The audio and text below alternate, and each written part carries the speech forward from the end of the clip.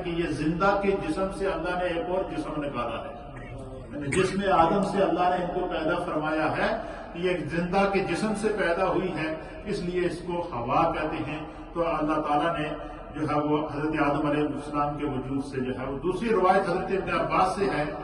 آپ فرماتے ہیں کہ نبی پاک صلی اللہ علیہ وسلم نے اس طرف اشارہ فرمایا ہے کہ اللہ رب العزت نے کچھ ملائکہ بھیجے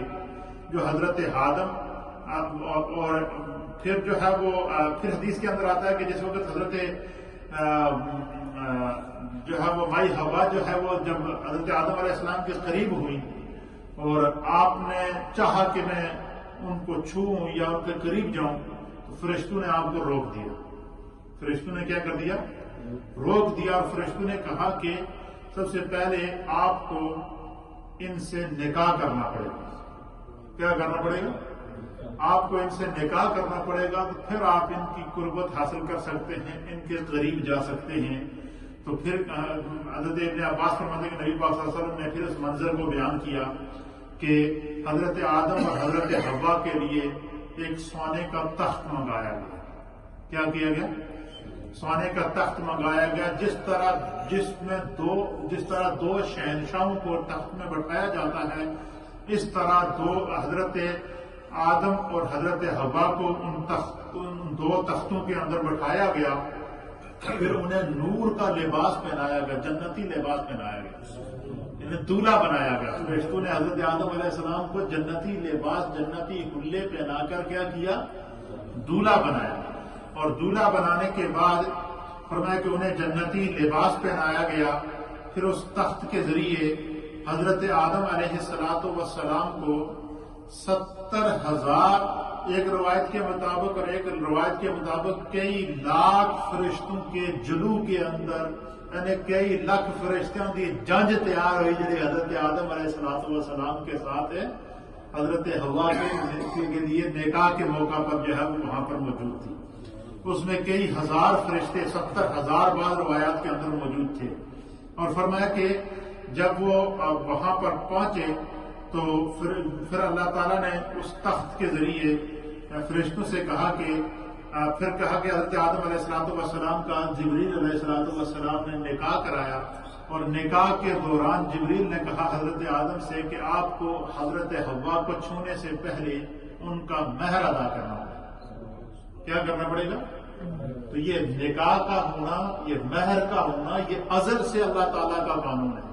جب سے انسانیت عدم سے وجود آئی ہے، اس سے انسانیت کو یہ سبق ملتا ہے، ہر اس نوجوان کو، ہر اس بوڑھے کو، ہر اس مرد کو اور ہر اس عورت کے لیے سبق ہے کہ جو بغیر نکاح کے ایک دوسرے کے ساتھ ناجائز تعلقات قائم کرتے ہیں، حرام کاری کرتے ہیں، اور پھر اس سے جو ہے وہ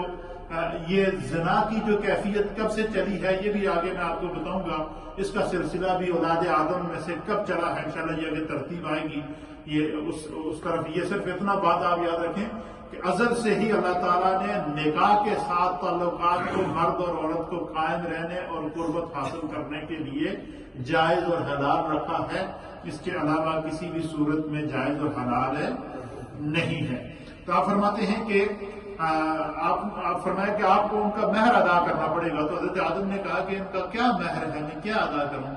تو حضرت جبریل نے نبی پاک فرماتے ہیں کہ حضرت آدم سے کہا کہ حضرت حوا کا مہر یہ ہے کہ اللہ نے فرمایا کہ میرے محبوب محمد عربی پر درود پڑھو۔ حضرت حوا کا مہر جو تھا یہ نبی پاک صلی اللہ تعالیٰ علیہ وسلم پر درود پڑھا گیا، اور ایک روایت کے مطابق حضرت آدم علی نبینا علیہ السلام نے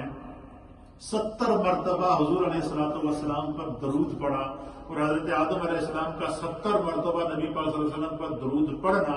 یہ حضرت حوا کا مہر قرار ہے۔ اور ایک روایت کے مطابق 10 مرتبہ آپ نے جو ہے وہ درود پڑھا۔ پھر اسی جب نکاح ہو چکا، درود و نبی پاک پر درود پڑھ کے مہر ادا کر دیا گیا، تو پھر حدیث کے اندر آتا ہے نبی پاک فرماتے ہیں کہ ان سونے کے جو تخت تھے جن کے اندر حضرت آدم کو اور حضرت حوا کو بٹھایا گیا تھا، ان دولہا اور دلہن کو اس تخت کے اندر، دیکھیں نا ہمارے یہاں جب دلہن کو جو ہے نا گاؤں وغیرہ میں شادی ہوتی ہے تو پالکی میں بٹھا کے لاتے ہیں،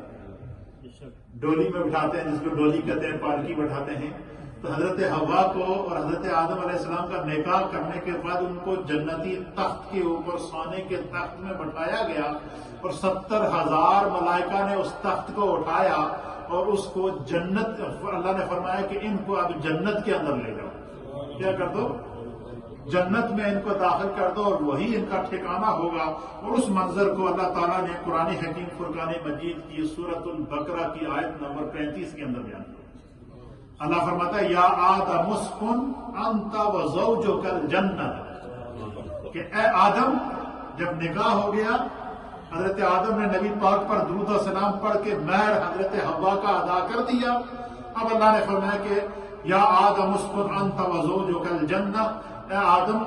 جو ہے تو اور تیری بیوی دونوں جنت میں داخل ہو جاؤ۔ یہی